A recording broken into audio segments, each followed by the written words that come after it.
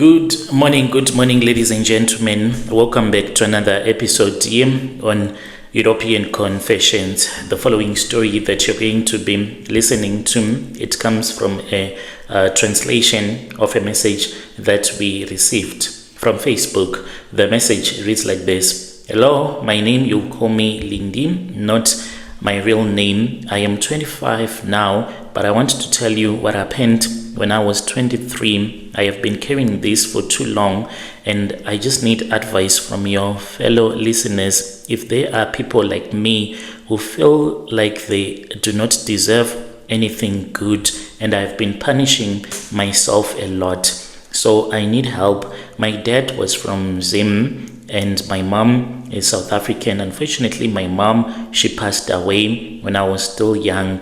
So I am always depressed at all the times, and whenever I think about my mom, I always cry at all the times. So I have told the stories that I have told myself. The other problem that I have is that I hear a voice constantly that tells me that I am not worth it, and I am supposed to just jump off a balcony and die.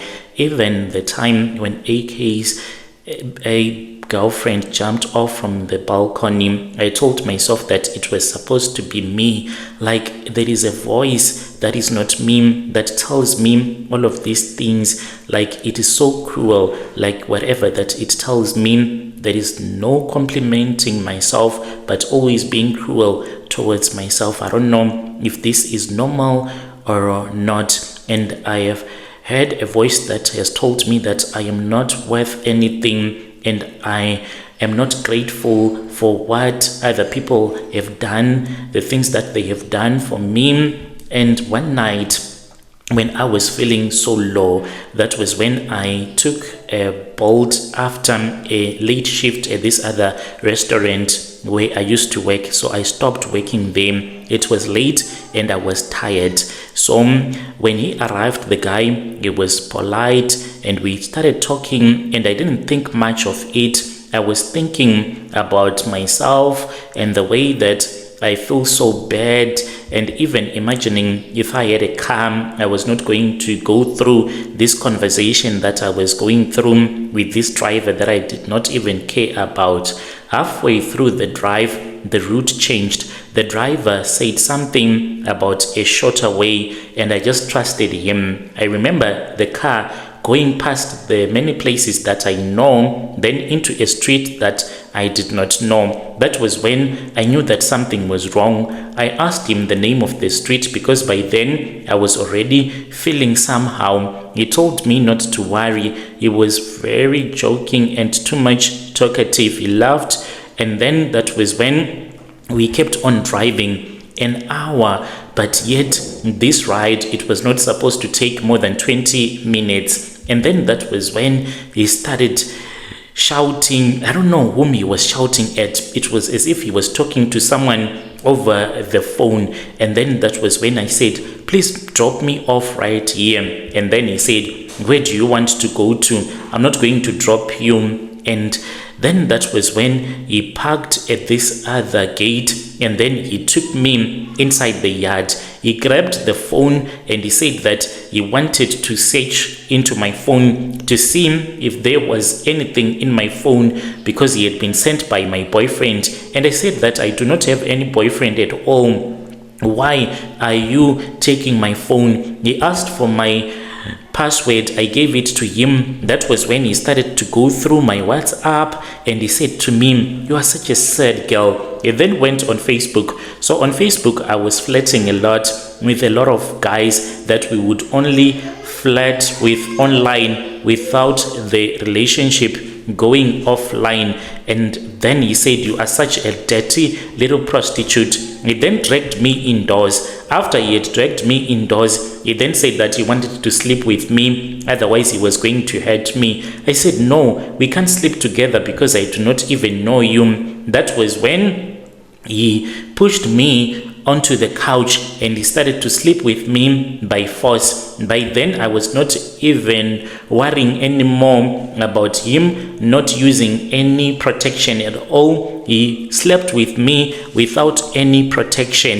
And then after that, he then said, get into the car. He got me into the car and he dropped me off at my place, and he said, you are supposed to be the one that is supposed to be blamed because of the way that you are wearing. Where were you going with this small little skirt that you are wearing? Next time you must wear something that covers your thighs. This is what this guy did to me. 2 years later, at 25, I'm still that same person. I'm not fixed, and this has made me to become even worse, because whenever I want to go outside, I am filled with so much shame in my heart and in my mind. And I don't know if you have ever been through something like this. I want to know, what are the next steps that you are supposed to take, because I am even scared to tell anyone that knows me. You do not understand what goes on in my mind. It's like I am a mad person who keeps on telling herself that I am not worth anything. And sometimes the voice that I hear at the back of my head, it even tells me that whatever that this guy did to me, I deserve it, because back then there was a guy that used to tell me that he loves me, and I could not be with him because of what I just told you, that I hate going out. I do not want to go out. There are times when I just want to be by myself. Even if I am dating you, when you are around me, I can just feel so irritated, so much that I can push you out of my room, and then I can just go to bed. Then I'll start to cry. Even though I am the one that would have hurt you, I'll feel as if you are the one that have hurt me by being there for me. So now this voice keeps on telling me that everything that happened to me, it happened because I deserve it. When I returned back home, since that guy planted those thoughts in me, saying that I was the one who caused the whole situation. Where was I going to with that little miniskirt? I was looking for sex from him, and he gave it to me. He is the one that is even supposed to punish me, because I was the one that seduced him. By the way that I was sitting, I was exposing myself to him, and I was shy, looking for sex from him, and that is why he ended up giving it to me, even though it was very clear that this guy, he raped me. But he says that it is otherwise. I was the one that raped him. So when I arrived back to my room, I took that skirt that very same night and I burned it, and I washed myself, and I did not even want to think about it. It was even terrible, because I stopped going to work until they fired me. Now I am working somewhere else. I have a small car that I managed to buy, but sometimes when I am on the road, there is someone that can even be like sitting at the back seat telling me to just go on the opposite lane. This usually happens if I am traveling, maybe starting from 70 kilometers an hour up to 100, which I rarely go to 100 because I'm always nervous and scared. At 70, then I start to hear a voice of a person that will be sitting at the back seat just behind me, whispering into my ears words like, how about you just drive into the opposite lane? Just try it, and you're going to see how wonderful death is. You need to rest. Do you think that you will live for the rest of your life feeling so bad about your lonely self? Look how lonely you are. You don't have friends. You can't even communicate with people properly. You are always nervous. You are a wreck. You just need to die. These are some of the voices that I hear when I am on the road. And when you are on the freeway, you can't drop your speed to 40 kilometers or 60. You have to keep up with the traffic. And this happens when I am going to work and when I am coming back from work. When I return back from work, I rarely go outside. I always lock myself in. Yo, dear listeners, right there was a message that was sent to us by one of our dear sister. Strange things indeed they do happen in this world. This is a clear sign, I think, of demonic possession, because demons, this is what they do. They do not want you to go out there so that you can be with people that can end up helping you. But let us try to speak with our dear sister. She says that she can even go for a month without opening her windows because she feels so nervous and scared of everything. Her mom does not even know that this is what she is going through. Once she returns back from work, she locks herself up and she never wants to go outside. And if it is on a weekend, she does not go out. Everything she does indoors. If she wants anything, she does not even go to the supermarket. She just orders stuff and the food is brought to her through Mr. D, she said. And that is all that she does. Watch movies, sleep, cry, watch movies, wait for Monday, return back to work, and then she returns back home. Let us try to speak with our sister in the comment section. Then there is another message that we received from one of our dear sister from Facebook who is asking for help and advice. The message that she sent to us, it reads like this. Hello, how are you? Can you please post my story as anonymous? I am a South African woman and I kindly ask for any kind of help that you can assist me. There were two men. One was from Mozambique. Then the other man who assisted him, he was a South African sangoma, so I trusted him and I thought that what he did was honest, but I did not know that these people, they have been working together like this. I found out that what they do is that when you go to them, like in my case, I was having problems with my knees. I felt like there was something that was eating me inside my knees. And then I started looking around for a sangoma. I then joined this other group. It is a South African group on Facebook. If you have any problems, like any disease, you have gone to the doctor and then the doctors, they say that they cannot find anything that is wrong with you. Those groups where you can ask for help, for remedies. And I joined that group. It was my daughter. We started looking for help on Facebook.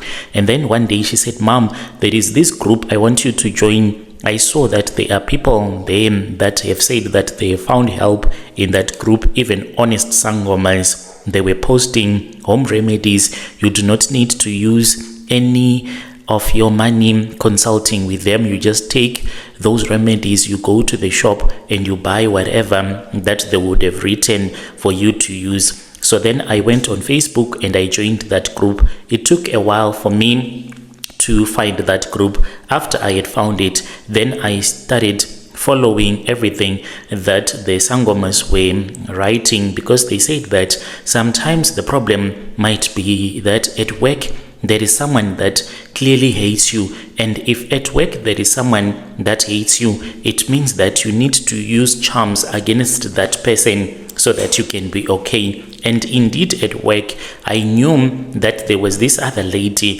who hated me a lot with all of her heart. We would only talk with each other if the company requested us to work together, but most of the times we avoided each other and we made sure that we did not talk together because she hated me and I did not know why she hated me like that. So then I started to use charms. I would wake up early in the morning. I'll be the first one to arrive at work. I would quickly rush into her office, and after I would have rushed into her office, I would drop the charms in the four corners of her office. Each and every corner, I would put those charms so that she can be the one that will be sick. This lady, she started to be sick, and I then contacted the sangoma who had given that remedy because I saw that it had worked, right? That is the next thing that you can do when you see that you have used a charm that has been posted in a group and that charm worked as you intended that charm to work like. And after I had contacted that sangoma, he said that he was also staying in Gauteng, and he told me where I could find him. I then went to the CBD and I found the sangoma, and he told me that he does not work alone. We work with other Malawians and a Mozambican as well. And if I wanted real help, because the charms that they put on social media, they will expire, so you need the real charms. He then said that the consultation fee, it was 10K. And I said, that is a lot of money. And he said, no, it is up to you. We are not forcing you. If you do not want to use the charms, it's fine. But know that the problems that you have said that they have disappeared only for temporary, but they will be back. And indeed, after a month after I had met those sangomas, the problems came.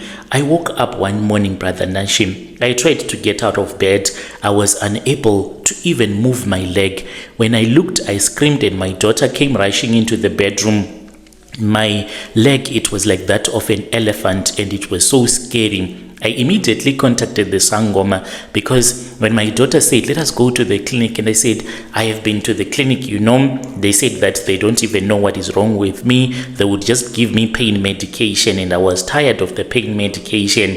And now the sangoma that had assisted me, he could help me, because he said that the problems, they can go away, but they needed 10K. I went there and I took 10K that I had, because I had savings of money that was close to 135K that I had in my account.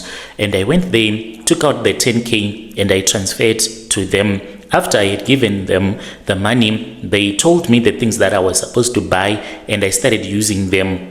And there was like water that would come out of my leg, and they said that it was going to be normal, and my leg was normal again, and I started driving once again, going to work. But these problems, they kept on coming back until I had blown all the money that was on my savings. If I tell a person that I used more than 160,000 rands on a sangoma, people will think that maybe you are foolish, but it was because of the problems. From the moment that these sangomas started assisting me, it was one problem after the other. They will solve this problem. Then the next thing, my daughter is sick. I take my daughter to the sangoma. Then they charge me more money, until I saw that I have zero in my savings. And this was the money that I wanted to use to start a business, and that money is gone. So I just want to give a warning to South Africans that when you are on Facebook,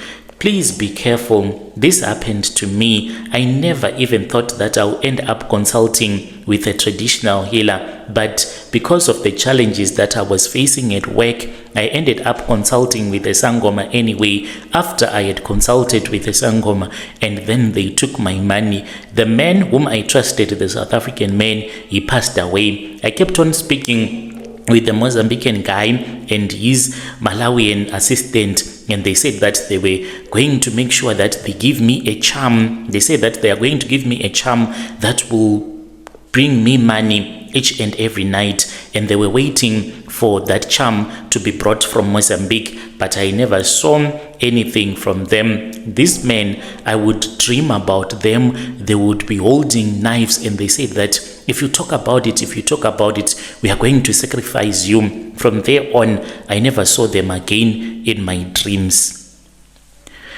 Yo, dear listeners, right, there was a message that was sent to me by one of our dear sister.